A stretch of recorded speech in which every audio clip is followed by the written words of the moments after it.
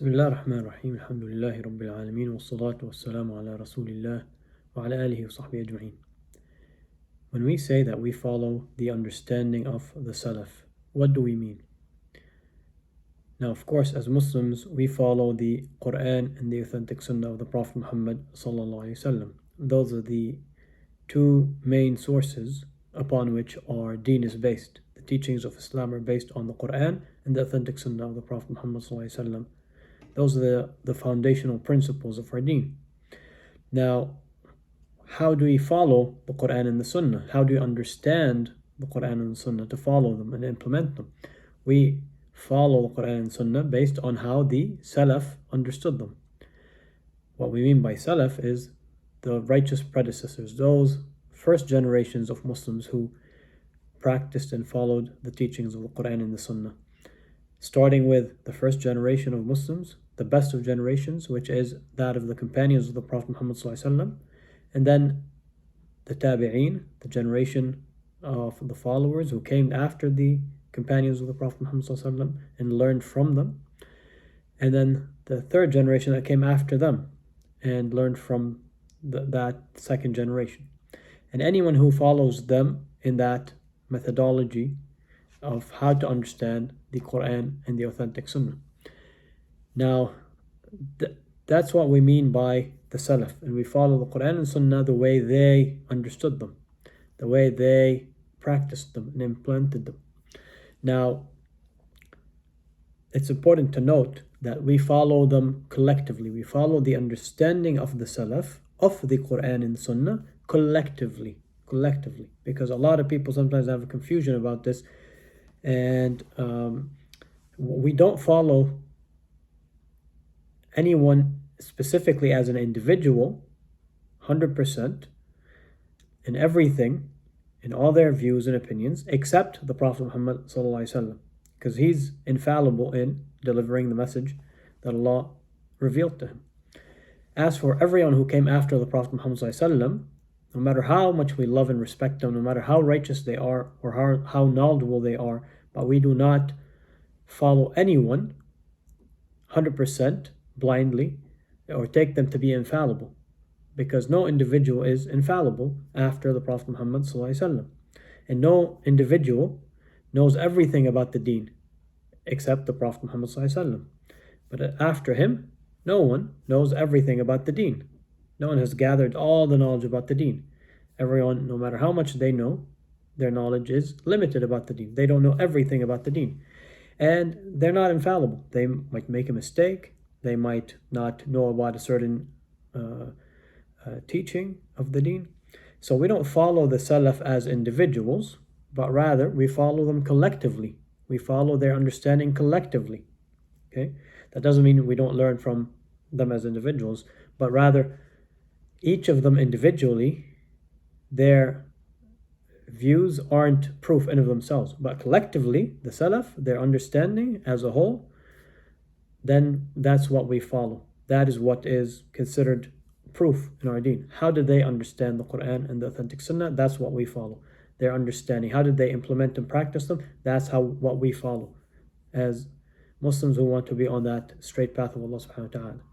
Because those are the first generation of Islam, the best of generations, and anyone who follows in their footsteps, then they're on the right path.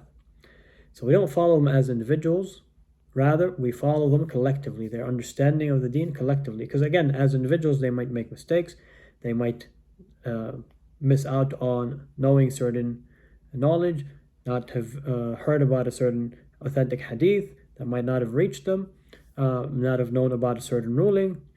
Again, no individual after the Prophet ﷺ is infallible or knows everything about the deen, and that's clear. So it's important to understand that piece, because sometimes if we see someone from the Salaf who might be a righteous scholar, but he opposed the Sunnah in a particular matter, and sometimes people are confused or might think, well, we follow the Salaf, that means we have to follow this individual scholar in this opinion. No, what it means by following the Salaf is we're following the Quran and Sunnah, but by the understanding of the Salaf. But if an individual from the Salaf No matter how righteous or knowledgeable they may be, if they oppose the Quran or the Sunnah, then we don't follow them in that. We don't follow them in that. Rather, we follow the Quran and the Sunnah. We only follow the Quran and Sunnah. But how the Salaf understood them collectively. Salaf as a whole understood the Quran and the Sunnah. Because unfortunately, a lot of deviant sects claim to follow Quran and Sunnah, and they might even quote Quran and Sunnah, but with their own twisted or incorrect understanding of the Quran or of the Sunnah.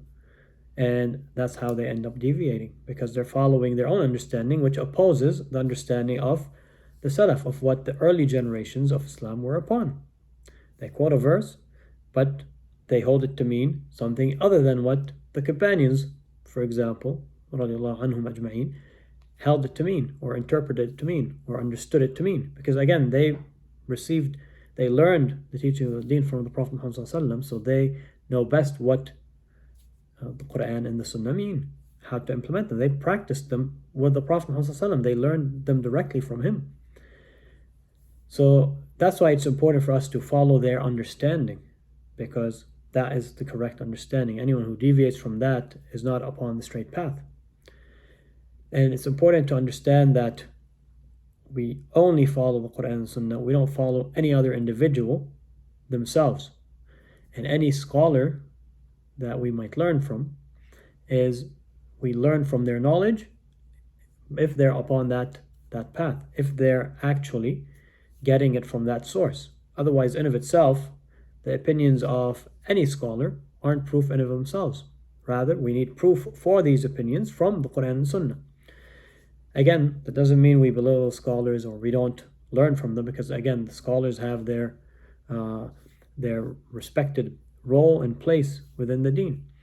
And you have the two extremes there. Some people who don't respect the scholars, they say, oh well, it's